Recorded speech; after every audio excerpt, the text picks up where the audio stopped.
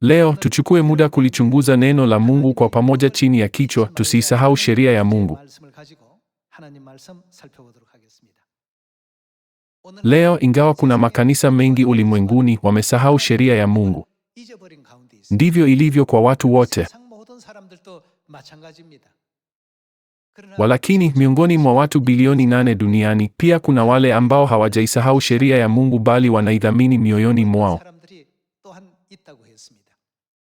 Mungu huwaita watu hawa kuwa wake, akiwaongoza na kuahidi kuwapa urithi baraka ya ufalme wa milele wa mbinguni, baraka ya uzima wa milele na baraka ya furaha mpya inayochipuka kila siku.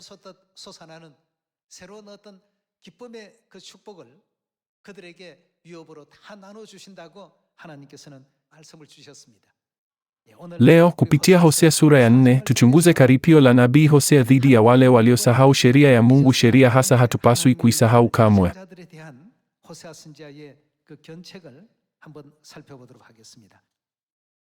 Tufungue kitabu cha Hosea sura ya 4 mstari wa 6.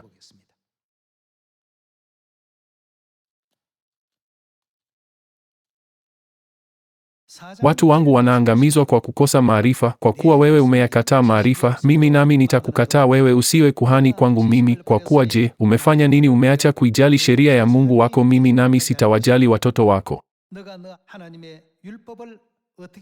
Kadiri makuhani walivyoongezeka, ndivyo walivyozidi kutenda dhambi dhidi yangu, walibadilisha utukufu wao kwa kitu cha aibu. Hujilisha dhambi za watu wangu na kupendezwa na uovu wao.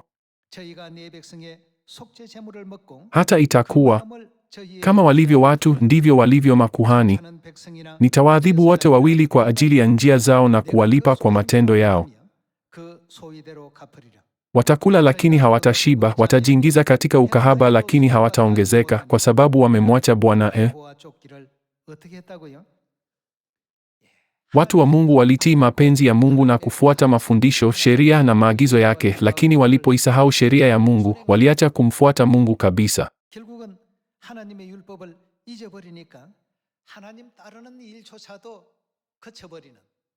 Kwa maneno mengine, Hosea sura ya 4 inafunua uhalisi wenye kuhuzunisha kwamba walipoteza kila fursa ya kuingia katika ufalme wa milele wa mbinguni.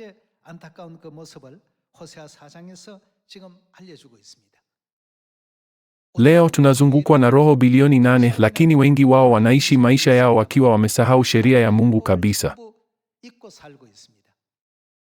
Kwa sababu hii, Kristo alipokuja duniani mara ya pili, kama tu mara ya kwanza, jambo la kwanza alilotangaza kutoka mlima Sayuni ni nini? Imeandikwa kwamba sheria ilitangazwa kutoka Sayuni. Ni lazima tuikumbuke sheria ya Mungu. Sheria ya Mungu ni sheria tusiyopaswa kuisahau kamwe, sivyo? Twende Kumbukumbu la Torati sura ya 8. Wakati wa sikukuu za kitaifa, mara nyingi tunatakiana baraka nyingi. Ikiwa kweli tunataka kuzipokea, lazima tuelewe kwamba maisha ya kutii maagizo, sheria na amri za Mungu kwa bidii siku zote yatafuatiwa na baraka. Kumbukumbu sura 8 mstari 11.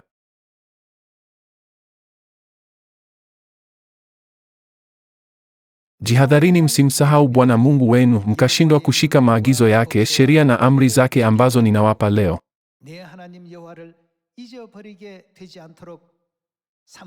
Je, hii haimaanishi kwamba tunapaswa kuwa waangalifu tusimsahau Mungu kwa kushindwa kushika amri zake, sheria zake na kanuni zake? Angalia wakati mtakapokuwa mmekula na kushiba, mkajenga nyumba nzuri na kukaa humo, na wakati makundi yenu ya ng'ombe na mbuzi na kondoo yatakapoongezeka, na fedha na dhahabu yenu itakapoongezeka, na vyote mlivyo navyo vitakapozidishwa. Basi mioyo yenu isiwe na kiburi, mkamsahau Bwana Mungu wenu aliyewatoa katika nchi ya Misri, kutoka nchi ya utumwa. Aliwaongoza kupitia jangwa lile kubwa na la kutisha, nchi ile ya kiu isiyo na maji, yenye nyoka wa sumu na nge. Aliwatolea maji kutoka kwenye mwamba mgumu. Aliwapa mana ya kula jangwani, kitu ambacho baba zenu hawakukijua, ili kuwanyenyekesha na kuwajaribu ninyi, ili mwishoni apate kuwatendea mema.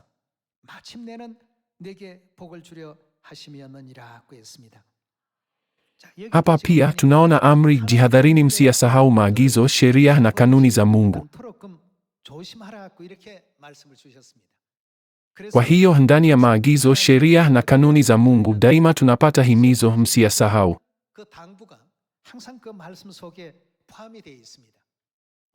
Tufungue Kutoka sura ya 20.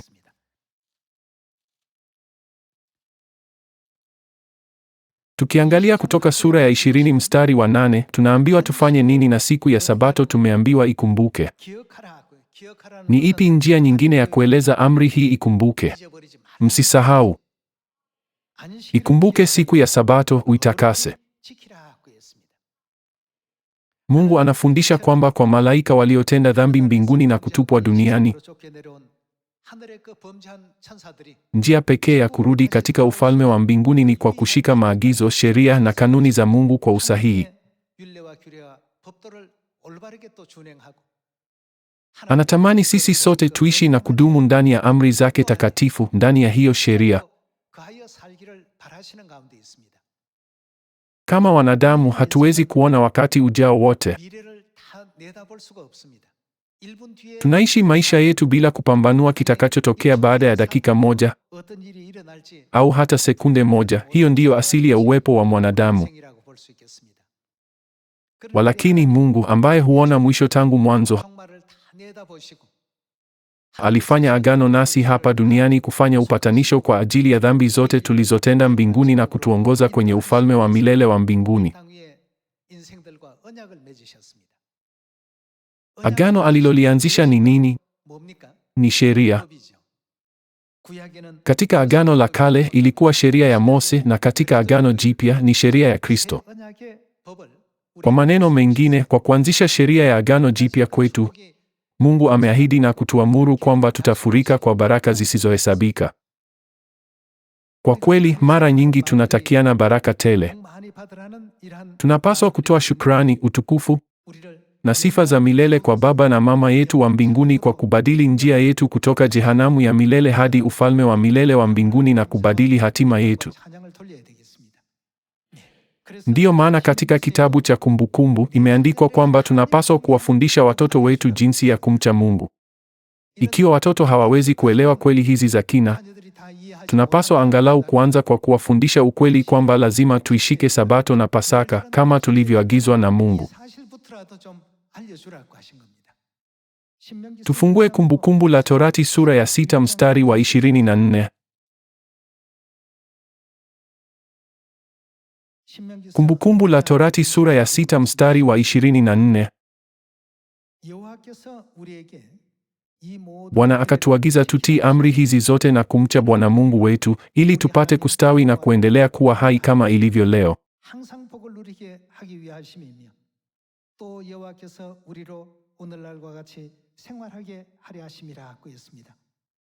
Sababu ya Mungu kutuamuru kutii amri hizi zote ilikuwa kutufanya tumche Mungu. Na kumcha Mungu kunaweza pia kueleweka kwa njia nyingine, kumpenda Mungu. Ni maneno yenyewe Yesu alionena, mpende Bwana Mungu wako.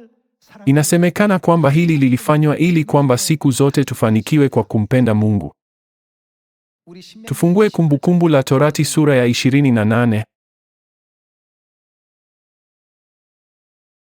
Sura hii inatufundisha kwamba tunapokumbuka, kutii na kushika sheria ya Mungu, siku zote tutakaa katika baraka zake bila kujali wakati au mahali.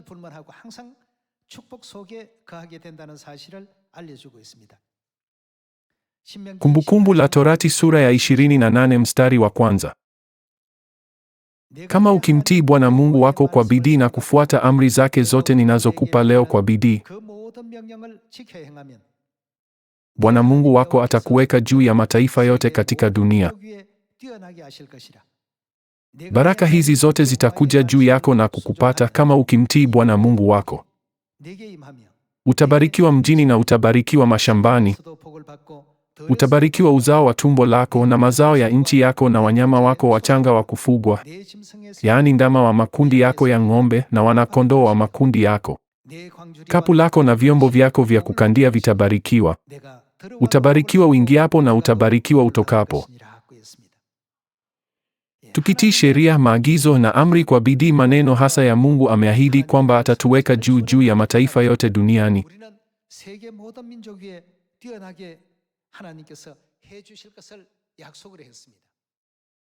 Isitoshe, aliahidi kutuongoza ili tubarikiwe tunapoingia na kubarikiwa tunapotoka.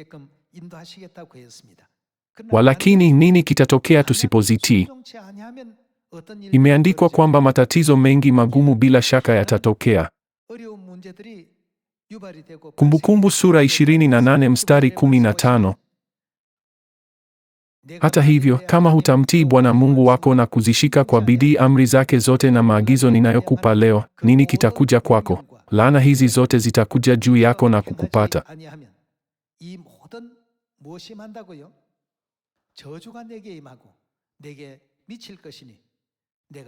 Utalaaniwa mjini na utalaaniwa mashambani.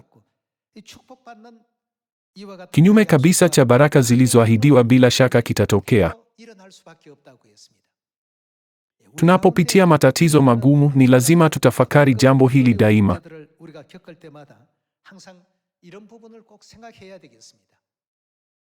Tunahitaji kutafakari na kujiuliza, kuna sheria, amri au maagizo ya Mungu niliyoshindwa kutii? Tuendelee na Kumbukumbu sura 28 mstari 45. Laana hizi zote zitakuja juu yako. Zitakufuatia na kukupata mpaka uangamizwe, kwa sababu hukumtii Bwana Mungu wako na kuzishika amri zake na maagizo yake aliyokupa. Zitakuwa ishara na ajabu kwako na kwa wazao wako milele.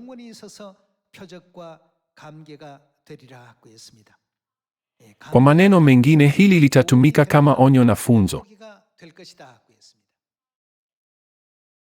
Tunaposhindwa kuzishika amri, kanuni na sheria za Mungu za milele, tunapoziacha, kuzikataa au kuzisahau, Mungu anatuonyesha kwamba matokeo kama hayo hayataepukika.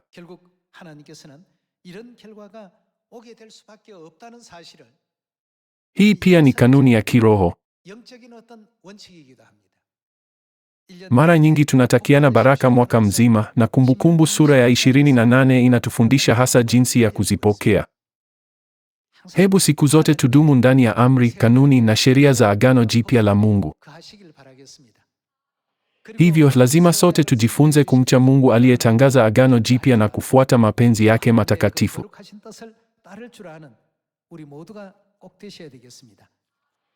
Sasa tufungue Isaya sura ya 33 mstari wa 20.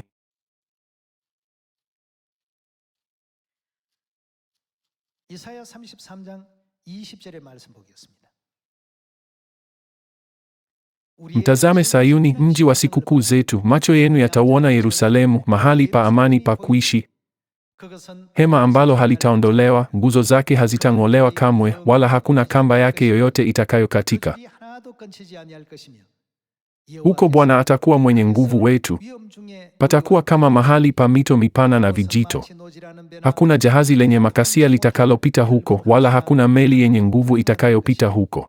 Kwa kuwa Bwana ni mwamuzi wetu, Bwana ndiye mtoa sheria wetu. Alituwekea nini? Mungu ndiye aliyetuwekea sheria ya Agano Jipya.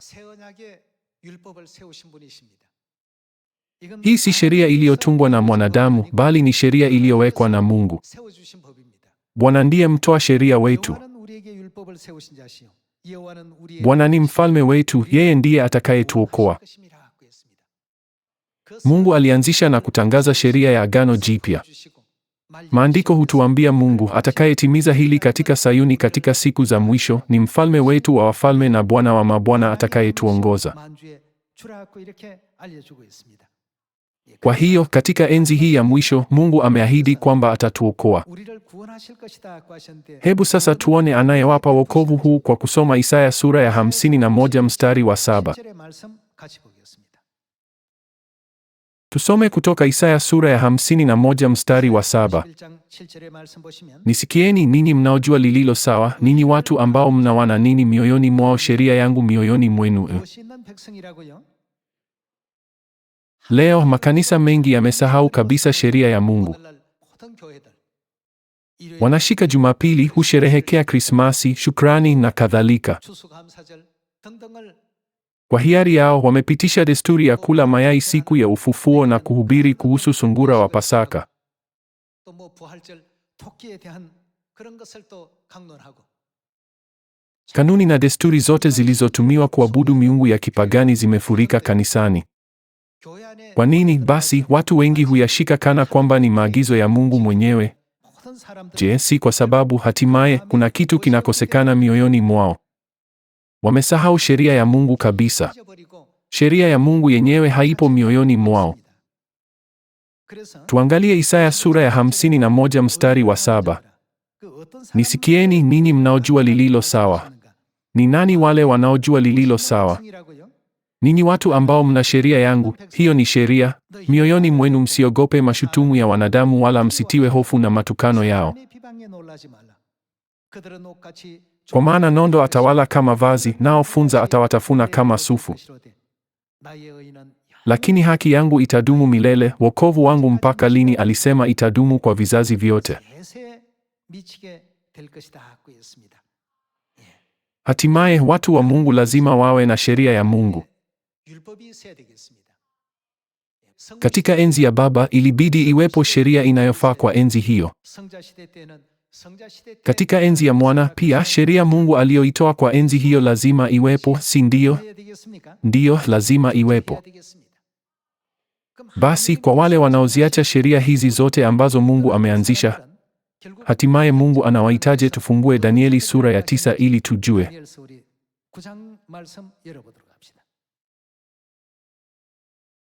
Kamwe tusisahau amri, kanuni na sheria za Mungu.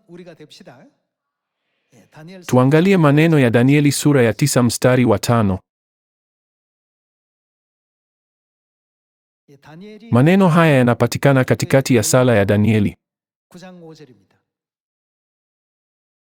Tumetenda dhambi na kufanya mabaya. Tumekuwa waovu na tumeasi, tumegeuka mbali na maagizo yako na sheria zako. Wale wanaomsahau Mungu na kuasi dhidi yake daima watageuka mbali na amri na sheria zake.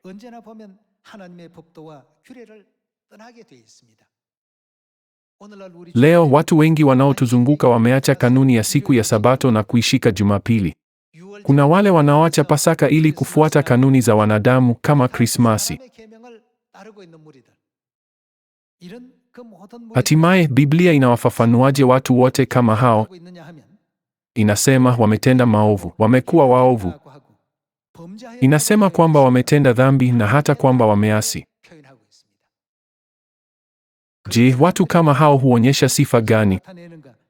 Inasema kwamba hakika wataziacha sheria na amri za Mungu na kuzisahau. Watatenda matendo ambayo hayapatani na mafundisho ya Mungu. Tuendelee na Danieli sura ya 9 mstari wa 10. Hatukumtii Bwana Mungu wetu wala kuzishika sheria alizotupa kupitia kwa watumishi wake manabii.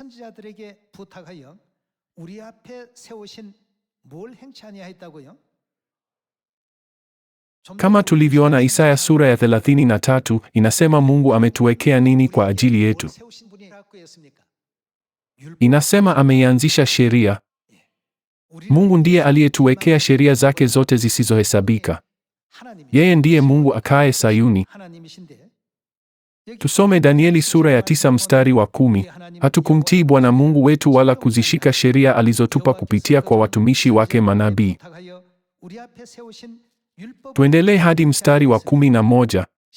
Israeli yote imekosea sheria yako na kugeuka mbali, nao wamekataa kukutii. Kwa hiyo laana na viapo vya hukumu vilivyoandikwa katika sheria ya Mose, mtumishi wa Mungu, vimemiminwa juu yetu kwa sababu tumefanya dhambi dhidi yako. Danieli alifikiria sababu za mfululizo mzima wa matukio: Israeli kuchukuliwa mateka na Babeli, kuharibiwa kwa ufalme na watu kupelekwa uhamishoni.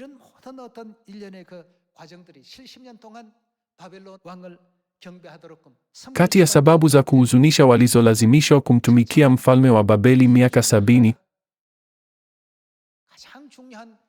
muhimu zaidi ilikuwa uasi wao dhidi ya Mungu. Ushahidi wa uasi wao ulikuwa kwamba walikuwa wamesahau na kuziacha sheria na maagizo ya Mungu. Taifa halikuwa likiishi kwa amri, maagizo na sheria ambazo Mungu alikuwa amewapa. Ndivyo ilivyo leo katika enzi hii ya Roho Mtakatifu. Iwe ni familia zetu, kanisa letu au sisi binafsi, wale wanaoheshimu daima amri, maagizo na sheria za Mungu na kuishi kwa uaminifu ndani yake ndio waliobarikiwa.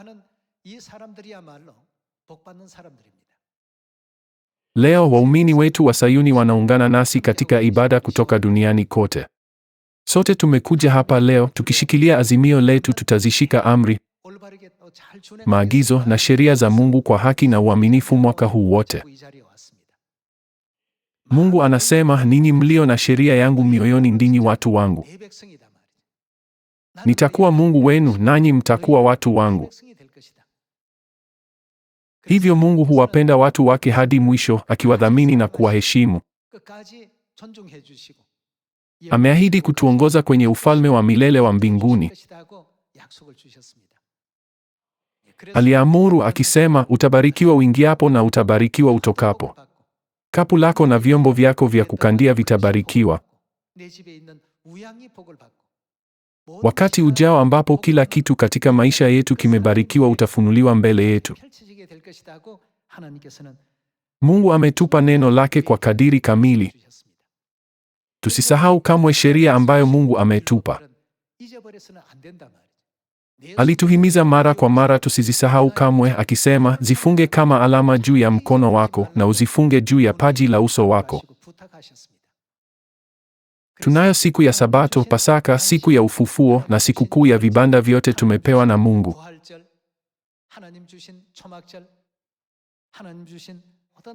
Amri kuu iliyomo ndani ya sikukuu saba katika Nyakati tatu ambazo Mungu ametupa ni hii: zikumbukeni na kuziadhimisha milele. Usizisahau kamwe. Zikumbukeni na kuziadhimisha sikukuu hizi. Biblia inakazia amri hii kwetu, fanyeni hivi kwa vizazi vijavyo. Walakini watu wengi hawajui kabisa hili. Hawajui na wamesahau sheria za Mungu. Hivyo wanaweza kuhesabiwa miongoni mwa wale ambao wamesahau sheria ya Mungu. Kwa hiyo ni lazima tuamshe kwa siku ya Sabato iliyosahauliwa, Pasaka iliyosahauliwa. Lazima tuamshe jirani zetu kwa maagizo, amri na sheria zilizosahauliwa za Mungu ili kwamba wao pia wabarikiwe, sivyo? Ninaomba kwamba ninyi na mimi tusiishie kutoa salamu kwa maneno kama ubarikiwe, bali tujitahidi kuwaongoza kwenye njia ambayo wanaweza kuwa watu wa kweli wa Mungu na kupokea baraka za kweli.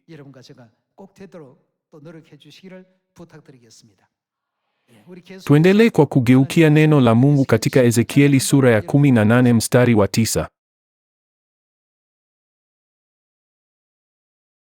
Ezekieli sura ya 18 mstari wa 9.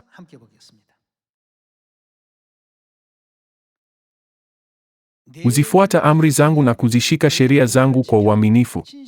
Huyo mtu yukoje? Yeye ni mwenye haki. Tulipotenda dhambi mbinguni, tulitupwa chini duniani kama wenye dhambi. Hata hivyo, Mungu alifanya agano nasi na akatupa amri, kanuni na sheria zake ili atubadilishe kuwa watu wenye haki, akituruhusu kuzaliwa upya. Uzifuata amri zangu na kuzishika sheria zangu kwa uaminifu. Huyo mtu ni mwenye haki, hakika ataishi, asema Bwana Mwenyezi. Wewe na mimi tu katika kundi hili. Kwa hiyo, kulingana na Ufunuo sura ya 12, wakati wanadamu wote duniani wanamfuata Shetani, mafundisho yake na sheria zake, je, Mungu anawafundisha watoto waliosalia wa huyo mwanamke kufuata amri gani?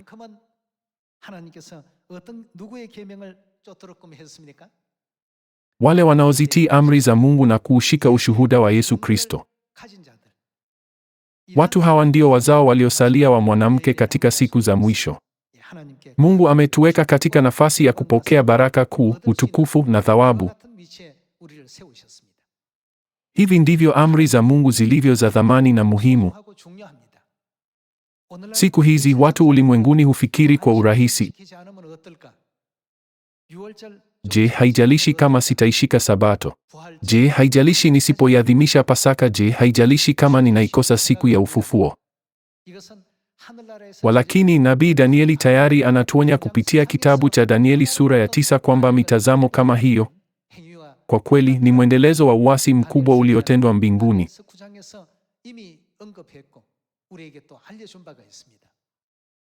Katika enzi hii, Mungu alikuja duniani mara ya pili akitangaza sheria na kutufundisha sheria.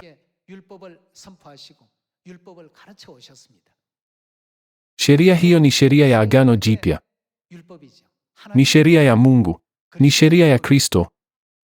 Ni nini sababu ya sheria ya Kristo kufundishwa hadi leo kwetu tuliokuwa wenye dhambi? Ezekieli sura ya 18 yasema nani ni mwenye haki? Mungu anasema wale wanaoshika maagizo, kanuni na sheria zake ni wenye haki kweli. Biblia yasema ni mwenye haki pekee awezaye kufanya hivi. Kwa hiyo natumai waumini wetu wote wa Sayuni hawatasahau kamwe sheria ya Mungu katika hali yoyote ngumu. Twende sote ufalme wa milele wa mbinguni. Bado kuna watu wengi karibu nasi waliosahau sheria ya Mungu au hawajawahi kuijua. Kwa wote lazima tuwafikishie kwa usahihi amri, kanuni na maagizo ya Mungu ili warudi Sayuni. Wale tu wenye sheria ya Mungu mioyoni mwao wanaweza kuwa watu wake wa kweli na kufanywa wenye haki. Kwa kuwa Mungu anatamani kuwaongoza wenye dhambi kwenye toba, ametuongoza kwa uangalifu kupitia kanuni za Sabato, Pasaka, ubatizo na hata utaji kwa wanawake ili tutembee njia hii iliyobarikiwa pamoja na kurudi katika ufalme wa milele mkono kwa mkono.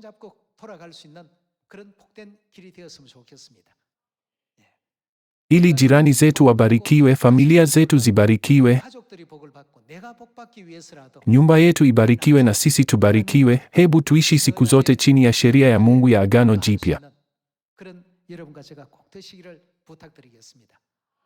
Ahadi ya Mungu haibadiliki. Mungu anasema kapu lako na vyombo vyako vya kukandia vitabarikiwa. Utabarikiwa uingiapo na utabarikiwa utokapo. Kwa hiyo sote tumpe Mungu utukufu wa milele na sifa kwa kuwa na imani thabiti katika Mungu. Kwa hili ningependa kuhitimisha mahubiri.